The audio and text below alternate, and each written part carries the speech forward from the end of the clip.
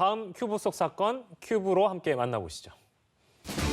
네, 예상하셨겠습니다만 이번 키워드는 어디서입니다. 광주광역시의 한 타이어 판매점에서 타이어를 교체하다가 멀쩡한 휠까지 몰래 부수는 장면이 이렇게 찍혔습니다.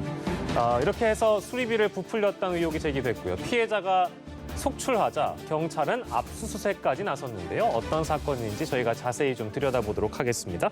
먼저 김성원 변호사께서 저희가 보도를 보고 돌아오긴 했습니다만 구체적으로 어떤 사건인지 좀 자세히 설명해 주세요. 네, 여러 가지 얘기들이 있지만 좀 핵심적인 것만 말씀을 드리면은 결과적으로 타이어를 이제 교체하러 가면은 기본적으로 타이어만 교체하고 그 비용만 내면 되는 거 아니겠습니까? 네. 그리고 아무래도 차를 맡긴 사람으로서는 차에 대해서는 보통 차 타는 사람들이 전문성이 없는 것이죠. 근데 해당되는 업체에서 고의적으로 이제 휠을 파손하고요. 그래서 휠도 고쳐야 한다, 휠도 바꿔야 한다라는 얘기를 한 것이죠.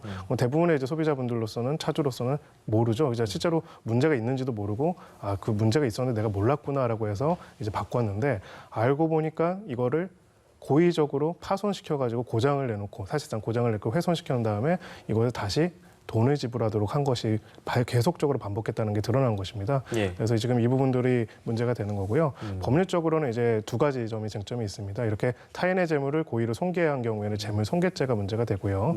두 번째로는 이렇게 어떤 사람을 기망해서 돈을 받는 것, 이걸 사기죄라고 우리가 하죠. 이것 또한 사기의 수단으로서 재물을 손괴한 거기 때문에 이런 부분들에 대해 가지고 사기죄와 재물 손괴죄로서 처벌될 수가 있습니다. 크게는 이제 두 가지 혐의가 적용이 가능하다는 말씀 해주셨어요. 근데 저희가 이 주제 들어가기 전에 리포트 나가는 동안 저희 출연자 두 분께도 여쭤봤습니다. 이런 피해를 당하신 적이 없는지 여쭤봤더니 다행히도 두 분은 또 없으셨다고 해서 다행인데 제 주변에도 이제 이런 일을 겪은 분들이 있고요. 더러 이제 꼭 주체가 어떤 이 동일한 사업장이 아니라고 하더라도 물론 양심적으로 하시는 분들이 더 많을 거라고 생각은 듭니다만 실제 이런 피해를 호소하는 분들이 굉장히 많이 늘고 있단 말이에요. 그렇게 된다면은 우리가 아는 지금 현재까지 아는 숫자는 20명이 넘는다고 합니다만 앞으로 숨은 피해자가 더 늘어날 가능성도 있겠네요, 평론가님. 네, 이 사건이 이제 영상이 인터넷에 올라오면서 화제가 된 것이고 이제 너나 할 것 없이 여러 사람들이 나도 당했다 이 고백을 하는 것인데 글쎄 앞으로 어느 정도의 추가 피해자가 드러날 것이냐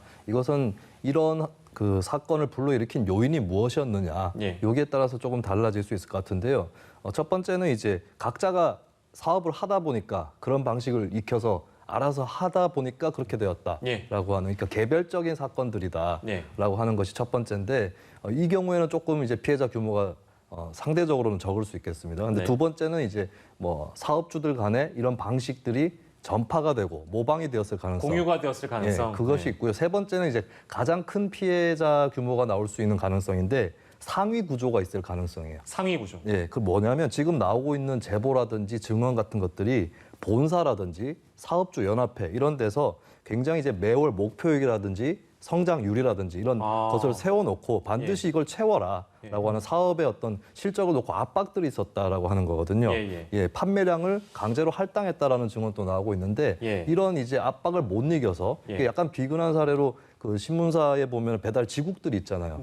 그게 본사에서 압력들이 계속 내려오니까 각종 이제 변칙적인 행위들이 이루어지고 심지어 이제 배달 지국 간의 예전의 일이지만 이제 싸움이 나기도 하고 이런 일이 벌어졌듯이 이것도 이제 상위 구조에서 내려오는 압박에 못 이겨서 사업주들이 이런 일탈을 하게 된 것이 아니냐 이런 또 관측도 나오고 있는데 만약에 이 세 번째 가능성이 맞다면 더 많은 곳에서 이런 행위가 자행이 됐을 것이고 피해자 규모도 더 불어났을 것으로 보입니다. 그러니까 정리하자면 이걸 저희가 이제 본사라는 개념이라고 표현해도 될지 모르겠습니다만 가맹업주가 있을 것이고 실제 직영점이라고 부르거나 가맹점이라고 부르는 건 약간 구분해서 봐야 되는 거니까요. 근데 만약에 그걸 떠나서라도 본사 차원에서 이 가맹점주들에게 아까 말씀해 주신 대로 어떤 수익을 좀 더 많이 내기 위해서 이러한 어떤 이거 노하우라고 표현하면 안 되겠죠. 이제 이런 방법들을 실제 강요하거나 또 이런 내용들이 나온다면 이건 굉장히 큰 문제가 될 수 있다. 이런 말씀이시네요.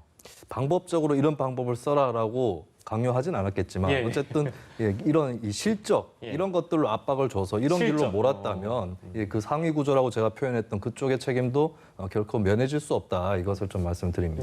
좀 구분해서 그러면 여쭤볼까요? 얘기 나온 김에 이게 이제 책임 여부에 대한 부분인데 잠깐 이제 상위 구조에 대한 지적을 해주셔서 제가 표현한 가맹점, 직영점 이런 거에 따라서 책임을 져야 되는 주체가 좀 달라집니까? 어떻습니까? 네, 일단 사실관계를 확인할 부분들은 거론할 분명히 부분이 있겠습니다. 있습니다. 네네. 첫 번째로 이제 이 가맹점의 점주의 개인적인 어떤 일탈 행위였냐, 아니면 아까 말씀하신 것처럼 이 가맹 본부 측에서 가맹점에게 일정하게 정상적으로는 달성할 수 없는 목표량을 할당해놓고 그것을 무조건적으로 강요하고 거기에 따라 가지고 가맹점주들이 그걸 맞추기 위해서 이런 행동을 한 것인가는 예. 사실관계를 확인해봐야 할 것 같고요. 더 나아가서 최악의 경우에는 이 가맹 본부 쪽에서도 이런 수단까지를 써서라도 이 실적을 채우라고 했다라면은 네. 이것의 범죄의 책임은 단순하게 이 가맹점주 개인이 아니라 본부까지도 당연히 교사범으로서 혹은 공동정범으로서 책임을 져야 하는 부분들이 있습니다. 그래서 이런 부분들도 확인해 볼 필요가 있고요. 이런 이 휴일 고의 파손이라는 이 범죄 행위 자체만은 아까 말씀드렸던 네. 재물손괴랑 사기 두 가지가 쟁점이 되지만 네. 만약 이것이 아니라 가맹본부 쪽에서 가맹점에 때 부당한 요구를 하거나 부당한 기준에서 강제를 했다면 이거는 가맹사업법 공정화에 관한 법률 위반으로서도 예. 별도의 가맹사업법상의 쟁점이 생길 수가 있습니다. 예. 그래서 이 사건과 관련해서는 단순하게 이번에 CCTV 영상에 나오는 이 사고만 보는 것이 아니라 예. 아까 평론가님께서 말씀하신 것처럼 이 구조 전체에서 혹시나 부정적이고 이런 불법 행위를 계속 자행하도록 만드는 예. 불합리한 구조 그리고 위법한 구조가 있는지 또한 확인하는 절차가 필요할 것으로 예, 보여집니다. 철저하게 조사해서요. 이런 피해자들이 더 많이 나오지 않게 좀 사전에 들여다봤으면 좋겠습니다. 지금 20명 이상이라는 표현을 잠깐 했습니다만 앞으로 더 나올 가능성도 분명히 있겠네요.